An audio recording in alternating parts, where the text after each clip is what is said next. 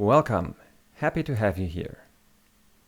This section on Magento Development Fundamentals assumes you are a developer who has some experience with PHP and JavaScript, but so far has had no exposure to Magento.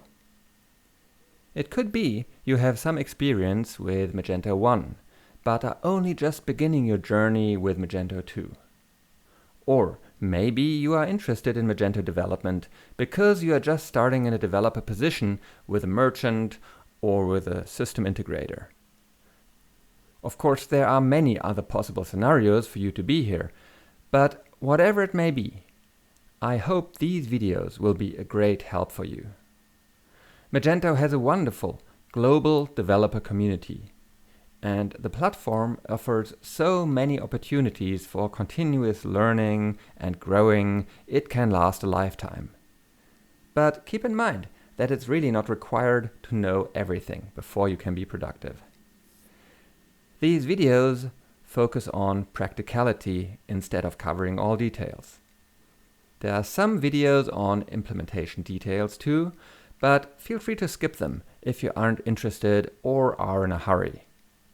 You can always come back later when you are more at home with Magento development.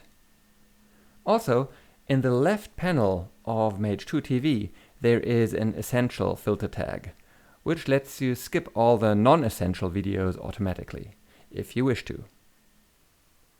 I've decided to record this fundamentals section in the order that I find the most valuable, instead of starting at the beginning. Nevertheless, you should be able to watch the videos in order and get up to speed quickly. That's the reason I don't start with setting up a development environment. Those topics will come later. Chances are that that's already taken care of for you if you are joining a team of developers. In due time, Magento TV will cover those topics too. So, thank you for being here, really, and happy viewing.